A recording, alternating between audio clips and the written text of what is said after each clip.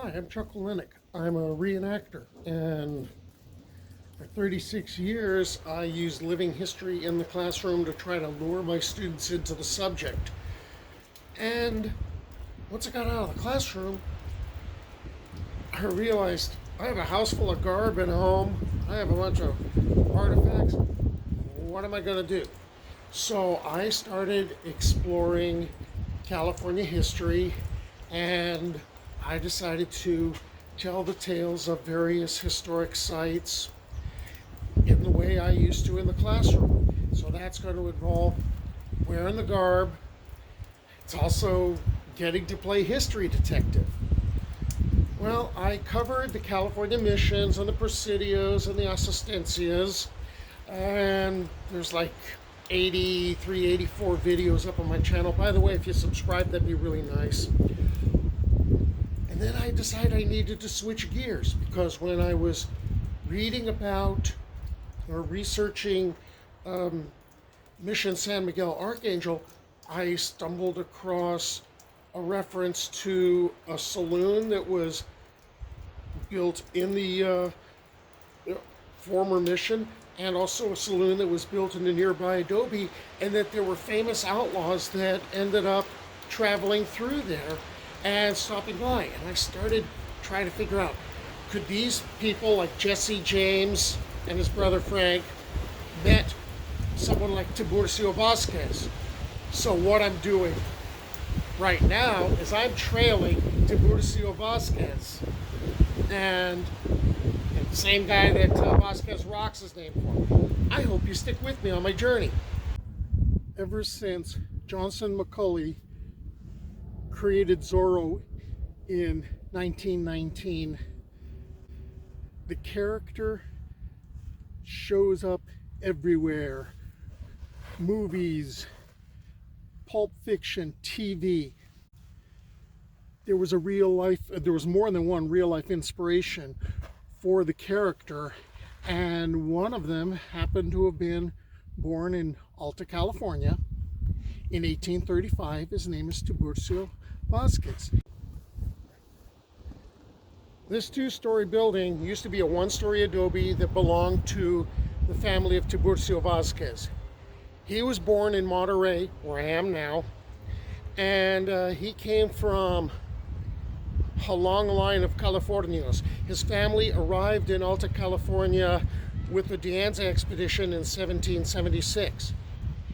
When the United States took over California and made it a state, and gold was discovered, Tiburcio was subjected to the same pressures that created the Bandido Joaquín Murrieta, also the Bandido Solomon Pico. And as a matter of fact, he's going to get his start around that time. What ended up happening is in 1852, he attended a fandango in Monterey with his cousin Anastasio Garcia, who, by the way, is supposed to have been a cousin of Manuel Garcia, or Three-Finger Jack, who was the right-hand man, so to speak, of Joaquín Murrieta. And during the fandango, a fight broke out, and a sheriff was killed. And these two, even though they weren't responsible, they took off. And a friend of theirs, Jose Higuera, he ended up remaining behind. Well, Higuera got lynched. But now we have Tiburcio following Anastasio around, and he's begun his criminal career. And he and Garcia ended up joining one of the more infamous criminal gangs. Vasquez wasn't an ordinary outlaw. He was considered a gentleman. He was personable, charming, good-looking, educated. He spoke Spanish and English fluently. He was evidently quite the ladies' man. And as to his criminal activities, he justified them. Later, Vasquez would insist that he was justified in committing his criminal acts, that his crimes were perpetrated against Norte Americanos, or basically the influx of Americans coming in to California, which now belong to the United States, and they're seeking gold, and that his was an act of rebellion against the discrimination. We just returned to the Zorro archetype. In 1856, a sheriff's posse caught up with Vasquez while he was rustling horses near Newhall, and he spent the next 5 years behind bars in San Quentin prison as number 1217, and worked in the San Quentin brickyard to help build a new cell block. Vasquez helped organize and participated in 4 bloody prison breaks which left 20 convicts dead. He briefly escaped in 1859, but was recaptured when he was again caught stealing horses and sent back. Released in 1863, Vasquez returned to Monterey. During his years of incarceration, the city and state had changed. Even his family's property had been sold. He returned to crime. On June 4th, 1864, Tiburcio Vásquez and his cousin Faustino Lorenzana, they were gambling in a cantina near the Enrique's mine, and they noticed that the butcher that happened to be there, he was gambling a lot more. He was spending a lot more money than is normal for him. And so they began to suspect that he had a lot more money stashed at home. Well, when the butcher left and he returned to his shop, the 2 outlaws followed him and they broke into his place. The butcher drew a gun and he fired, missed, and to shut him up,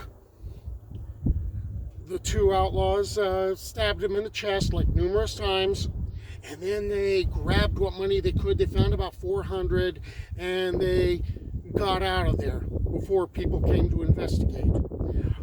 By the way, the same night, in another cantina, one of Vasquez's gang got into a problem with the bartender, and the one-armed bartender shot and killed him. Well, now there's 2 deaths. And so Sheriff Adams shows up to investigate and, say, hey, we got dead people lying around. And Vasquez figures out, if I run, I'm going to look suspicious. And since he was one of the few English speakers in this particular camp, he offered to act as an interpreter. And Vasquez, in the role of interpreter, questioned the various people around and told Sheriff Adams, nobody saw nothing. Okay. The sheriff pretty much just dropped it. Okay, we got no information here. Only later does he find out that Vasquez used the ruse to kind of disappear.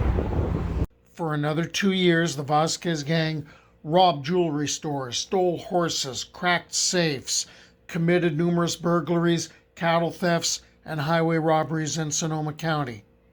His signature trademark was to bind the hands of his victims and leave them face down in the dust. By mid-January of 1867, he was back in San Quentin. After his release in 1870, he returned to Monterey, visited family, repented his ways, and promised to finally go straight. But it wasn't in him, and he was badly wounded in a fight with a man named Abelardo Salazar over Salazar's wife. Following Tiburcio's wounding in a knife fight, he was brought back here to be healed up by his sisters. looks like I have too much information for one video.